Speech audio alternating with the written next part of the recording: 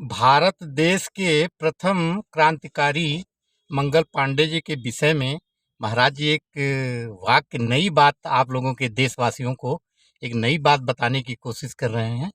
आप लोग सुनिएगा। मंगल पांडे क्रांतिकारी, मूल क्रांतिकारी। आप बोलिए महाराज जी। मंगल पांडे के इतिहास इतना लंबा है हाँ। जो अंग्रेजों से जुड़ा हुआ है। अच्छा। और ये अंग्रेज आए थे बर्तानिया से। बर्तानिया कह लीजिए, स्कॉटलैंड कह लीजिए, इंग्लैंड कह लीजिए या लंदन कह लीजिए, ये सब एक ही बात है। बाकी ये कहते थे कि हमारे देश में सूर्यास्त नहीं होता है। अच्छा। तो इनसे लोहा लेने के लिए मंगल पांडे ने क्या बोले कि हम आपके राज्य में सूर्यास्त नहीं होता है, लेकिन हम यहाँ पर सूर्यास्त आपको भारत में करके बताएंगे। मेरा नाम मंगल पांडे है। इन्होंने कहाँ कहे थे ये बात? बैरकपुर। अच्छा। बैरकपुर आता है कलकत्ता से बाहर के एरिया है जो 24 परगने में आता है। वहाँ एक गन का फैक्ट्री है, आज भी है और उस समय में भी था। ईस्ट इंडिया कंपनी के समय में ये लोग फिर उस समय में ईस्ट इंडिया कंपनी शुरू किए यहाँ पर आकर के, और विदेशी के हिसाब से आए क्या, तो कारोबारी यानी हम यहाँ बिजनेस करेंगे, व्यापार करेंगे, उस हिसाब से आए और बाद में ये अपना रुतबा रंग दिखाना शुरू किए।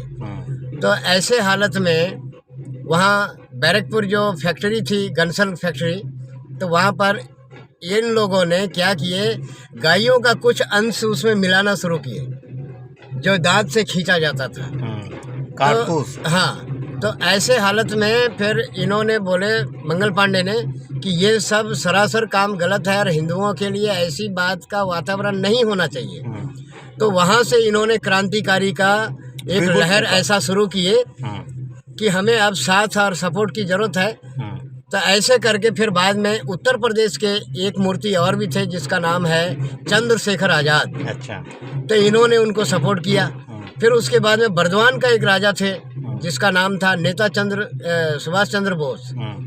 वो परिवार से सुभाष चंद्र बोस ने भी, उन्होंने भी साथ सपोर्ट इनको दिया। फिर बाद में पंजाब के वो एक निकले योद्धा भगत सिंह, उन्होंने भी सपोर्ट किए। फिर राजगुरु, फिर सुखदेव, ऐसे करके बूंद बूंद से वो समंदर बनता गया और क्रांतिकारी के अंदर में सेना धीरे धीरे धीरे धीरे बढ़ता गया। और असेंबली में जो बम फोड़ा गया, ये सब मतलब उनको डराने के लिए किया गया था, लेकिन किसी को मारने के लिए नहीं किया गया था, सिर्फ डराने के लिए। अच्छा। कि हम लोग कुछ भी कर सकते हैं, इस बात का वो प्रदर्शन करना था। अच्छा। और पर्चे भी वहाँ पर मतलब फेंका गया कि भाई आपके राज्य में अस्त नहीं होता है, लेकिन यहाँ भारत के अंदर में आपको सूर्य अस्त करके हम बताएंगे।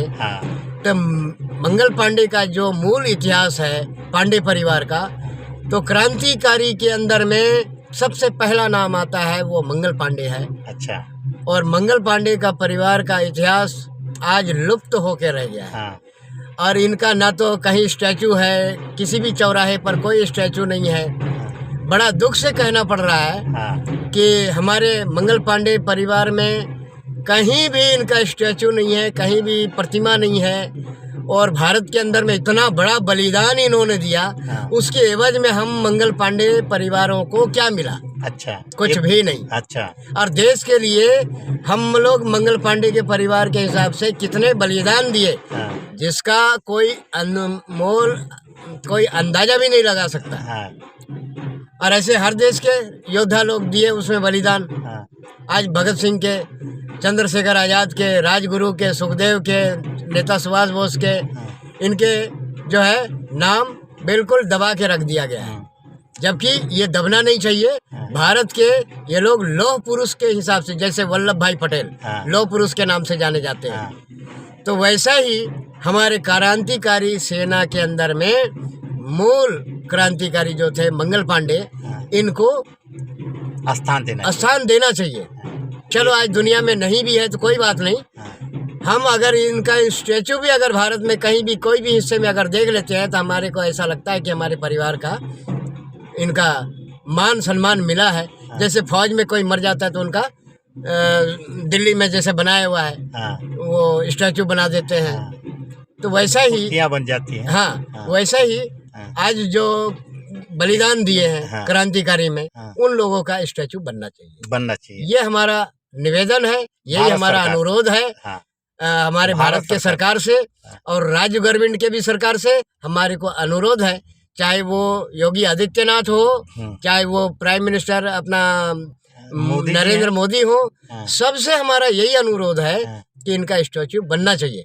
चाहे कलकत्ता में हो, उत्तर प्रदेश में हो, बिहार में हो, झारखंड में हो, चाहे उत्तराखंड में हो, हर जगह इनका स्टैचू लगना चाहिए। ये मेरा डिमांड है। ये मेरा डिमांड है। हाँ। और मैं जूना अखाड़े का नागा बाबा बोल रहा हूँ, महेश गिरी मेरा नाम है। हाँ। और राजस्थान में मैं रहता हूँ। हाँ। राजस्थान में हमारी गद्दी लगती है। ऐसे तो गद्दी हमारे 4 गद्दी है। और 4 गद्दी वो हमारे हर जगह है। जैसे महाराष्ट्र में 2 गद्दी है और 2 गद्दी राजस्थान में है। 4 गद्दी के हम मालिक हैं, लेकिन हम मालिक हम समझते नहीं है। हम तो रास्ते का एक धूल है, गुरु महाराज का चरणों के धूल है, रज है। बस मानव सेवा। हाँ, मानव सेवा कर रहे हैं। आध्यात्मिक में आज भी हम चल रहे हैं और आध्यात्मिक में जो हमसे जुड़ते हैं हम उनका सेवा करते हैं। जैसे आयुर्वेद का काम है, मेडिटेशन का काम है, नाड़ी परीक्षण का काम है और जैसे यज्ञ का काम है। ये सब आध्यात्मिक काम हम करते हैं। अच्छा, सबसे ये निवेदन कर दीजिए कि विनय पांडे जी 1980 एक चैनल का नाम है, उसको सब्सक्राइब करें। हाँ, ये हमारे विनय पांडे, ये भी हमारे परिवार से ही हैं। हाँ। हम भी पांडे परिवार से ही हैं। हाँ। हमारे पिताजी का नाम सदैव पांडे है। हाँ। और हम भी पांडे परिवार से ही हैं। हाँ। लेकिन अब पांडे परिवार हम रहे नहीं। हाँ। हम तो संन्यास ले लिए हैं। हाँ। नागा संप्रदाय में हमने जूना अखाड़े में प्रवेश कर लिए। हाँ।